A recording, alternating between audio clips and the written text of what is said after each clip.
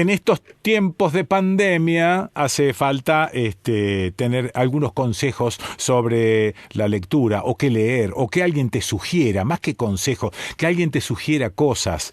Me parece que estamos viendo mucha televisión, estamos siguiendo día a día el conteo de los enfermos y de los muertos. No sé, que hay una especie de regodeo en los medios de comunicación con las cifras. Casi todos los programas están con las cifras. Bueno, me parece que hay una exageración de esto y una falta de orientación para ver si podemos encarar la lectura. Aquellos, digo, que no estamos muy acostumbrados a la lectura, y me incluyo entre ellos. Fernanda Nicolini, ¿estás por ahí?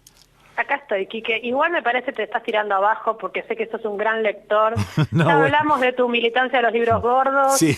Ya hablamos, Los libros ya hablamos gordos. de tu mesa de luz atestada, Sí. de grandes volúmenes. Sí. Inútil, porque por ósmosis eso no entra. Tenés que manotear el Broly y darle un rato largo. Pero bueno, a veces se puede y a veces no. Pero insisto, me parece que hace falta un poco de orientación. A ver, ¿qué podemos leer? ¿Qué encaramos? ¿Qué podemos leer? Sí. Mira, hablando de leer, pensaba recién cuando vos decías, bueno, la pandemia y los números, Sí. que probablemente las personas que tienen biblioteca en su casa Sí. se dan cuenta que tienen una joya, algo que antes uno Ah, daba por sentado. Sí. De pronto uno está encerrado en su casa y dice, ¿qué tengo en mi casa Eso. de lo que me pueda alimentar? Y ve una Sí. biblioteca y... Convengamos que si uno tiene una buena biblioteca, aunque sea más o menos modesta, pero probablemente leyó el 20% de los libros que tiene, ¿no? Sin ninguna duda, yo tengo una biblioteca grande, producto de herencias, libros muy antiguos, y es preciosa en cuanto a los lomos. Pero si vos no te metés adentro de la biblioteca, parece un decorado eso.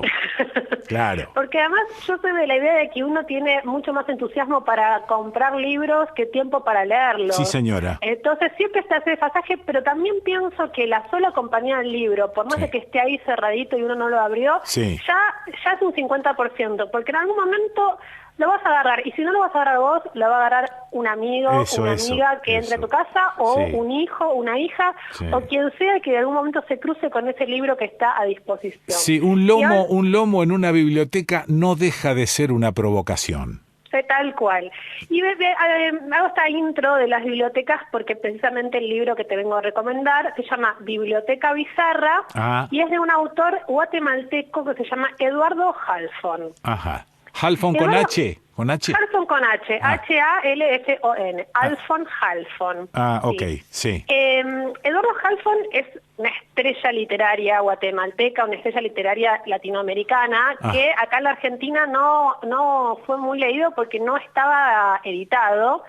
Por suerte, primero está este librito que lo editó un sello independiente que se llama Godot, Biblioteca Bizarra, y después se importó Libros del Asteroide, que es una edición española, un libro de cuentos de él, que después también te voy a nombrar. Abrí un pequeño paréntesis. Nunca había pensado que leemos solo aquello que las editoriales quieren. Nunca había pensado en esto, pensé que había un poco más de libertad, pero resulta ser que si una editorial argentina no edita determinado libro, bueno, no está al alcance de nuestro. O no está al alcance o uno no se entera, porque ponele que vos, no sé, lees libros electrónicos y vas y te los comprás por Amazon, por Kindle, lo que sea. Sí. ¿Qué pasa? Uno llega a los libros porque alguien se lo recomienda, como estoy haciendo yo ahora en este espacio que me das vos, Eso. porque sale en un suplemento cultural o porque otra persona lo leyó, y para que otra persona lo lea tiene que estar circulando. Exactamente. Entonces, ¿viste qué impresionante es eso cuando uno se da cuenta cómo también nos editan los consumos culturales? Ni más ni menos, en eso estaba pensando y nunca me había detenido en ese detalle.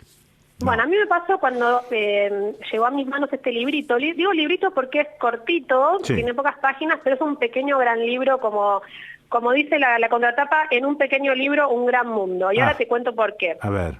Este es un libro que recopila diversos textos de Eduardo Halfon. Eduardo Halfon tiene una característica de su literatura, que él hace una literatura bastante autobiográfica. Sí. ¿Qué quiere decir? Que siempre está contando o rememorando algo que le pasó a él, algo que le contaron.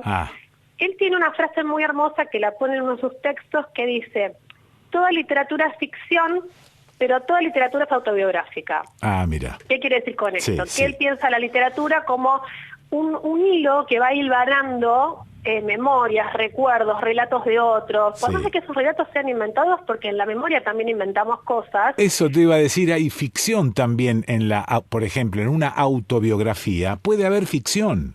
Exacto. Claro. Es que él tiene esa idea. Cuando dice que toda literatura es autobiográfica, porque también piensa que toda la literatura parte de una experiencia. Eso es, sí. No necesariamente que la hayas vivido literalmente tal cual, pero bueno, la experiencia misma es lo que alimenta la literatura. Claro. Y lo interesante de este librito, que reúne 7 textos de él publicados en los últimos, digamos, 8 años en diferentes medios, en diferentes soportes, a veces en papel, a veces online, es que él, a lo largo de estos textos, que son de diferentes temas, el primero precisamente habla sobre bibliotecas, a partir de la muerte de una tía abuela de él, que deja una biblioteca gigante y la madre le dice: no sé qué hacer con tantos libros. Qué maravilla. Cuando él va a la casa, se da cuenta que la biblioteca es toda sionista, solo son libros sobre el Estado de Israel y la diáspora, digamos, ¿no? Entonces, él ahí se pregunta cómo también una persona puede vivir encerrada en sus propios libros, en su propia biblioteca, y crearse un mundo a partir de esas bibliotecas, esos libros. Claro, porque si tenés un monotema en la biblioteca, te estás perdiendo decenas de otros temas y cuestionamientos a ese mismo monotema. Tal cual, pero esto es un texto cortito que da pie a otros textitos de esta misma crónica sobre bibliotecas de amigos, bibliotecas de escritores. En todos él va como un pequeño investigador y se pregunta esto: ¿qué representa la biblioteca para cada escritor? Eso. Y lo que está atrás de este texto y los otros textos que componen el libro, todo el tiempo es la pregunta: ¿por qué alguien escribe y para qué sirve la literatura?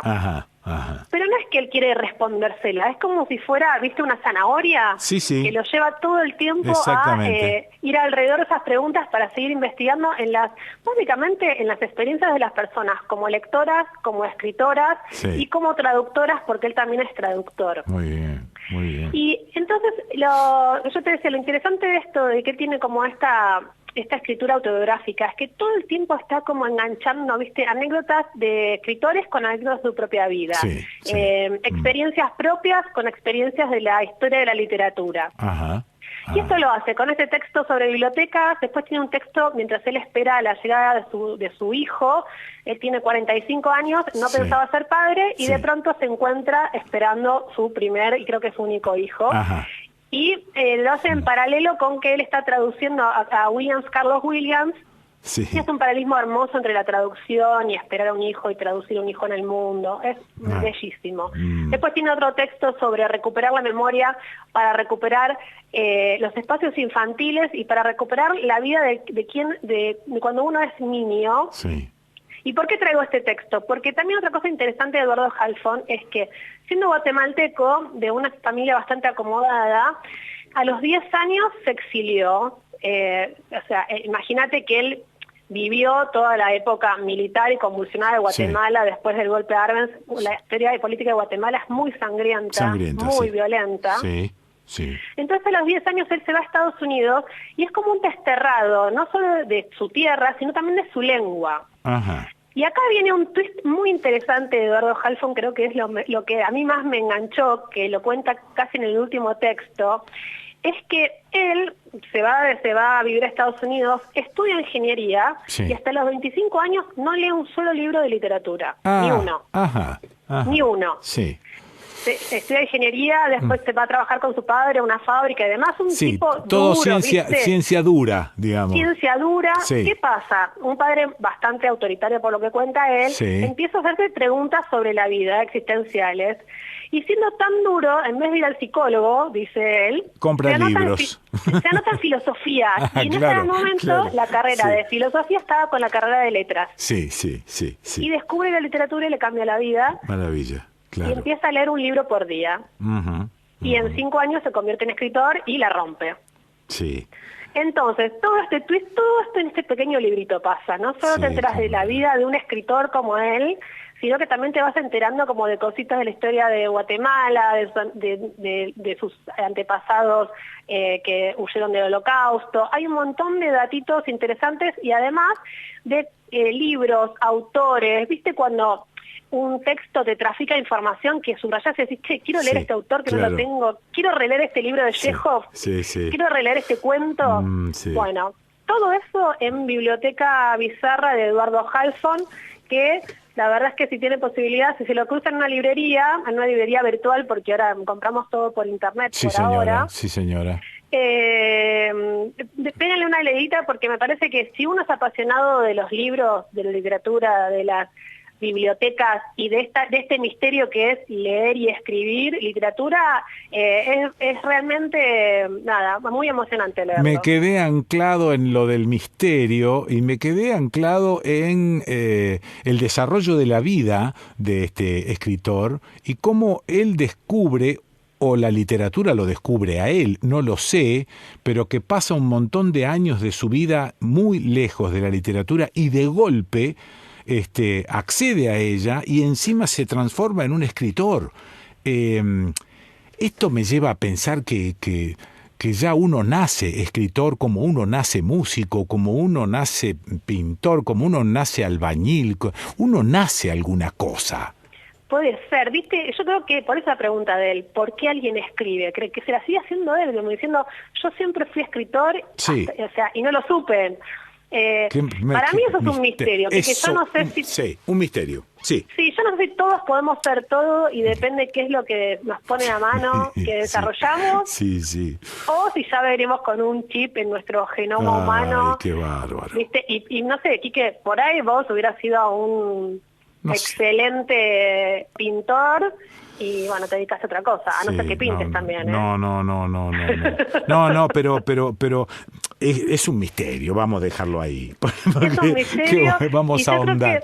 Lo maravilloso de la literatura es que todo el tiempo está rondando estos misterios. Y no importa si los responde, lo que genera es como seguir haciéndote esa pregunta, que es también lo que te estimula a seguir leyendo, a seguir compartiendo, a seguir teniendo estas charlas, Quique.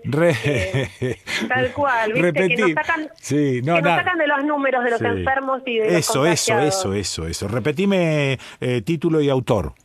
Biblioteca Bizarra, del escritor guatemalteco Eduardo Halfon, editado por Ediciones Godot. ¿Me mandás un cachito para que lea? Te mando un cachito y te mando la tapa del libro, así ya todos los que entren a tu sitio lo pueden ver. Bueno, gracias. Muy amable, muy Igualmente, lindo. Un placer como siempre. Y como siempre. Adiós, doña Nicolini. Adiós, señor Quique. La escuchaste a Fernanda Nicolini, aquí La Biblioteca Salvaje. Prefiero los libros de viejo. Me gustan precisamente por el aire de imperfección y misterio que los envuelve. Las páginas manchadas o dobladas por los dedos de otro, las frases subrayadas o párrafos marcados en amarillo que le dijeron algo a alguien más, las curiosas anotaciones, reflexiones en los márgenes, la eventual dedicatoria en la primera página, a veces enigmática, a veces absurda, a veces del mismo autor. Decía Virginia Woolf que los libros de viejo son libros salvajes, libros sin casa, y tienen un encanto del que carecen los volúmenes domesticados de una biblioteca. César Sánchez, amigo, editor y también coleccionista de libros usados, se vanagloria de un ejemplar que compró en una librería de viejo a finales de los años 90. Cielos e inviernos, del poeta español Ramón Irigoyen.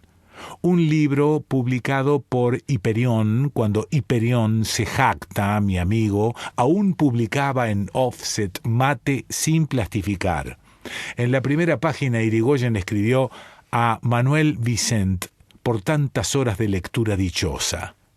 La dedicatoria al famoso escritor Manuel Vicent le había pasado inadvertida al vendedor de Madrid, me explica César Sánchez, con una expresión de cazador en el rostro y su hermosa presa en las manos, porque el libro estaba intonso.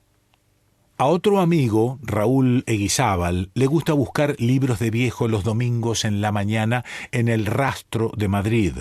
Allí, un domingo descubrió una edición antigua de la novela Un adolescente de Dostoyevsky.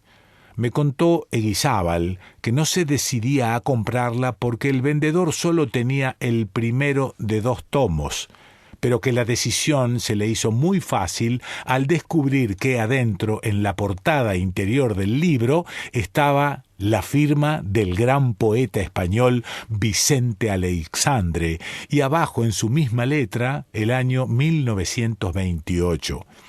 No sé si tendrá algo que ver, me dijo Eguizábal en su casa de Madrid, pero ese libro de Dostoyevsky me recordó a un poema de Aleixandre titulado Adolescencia, el único poema que Aleixandre se sabía de memoria de todos los que escribió.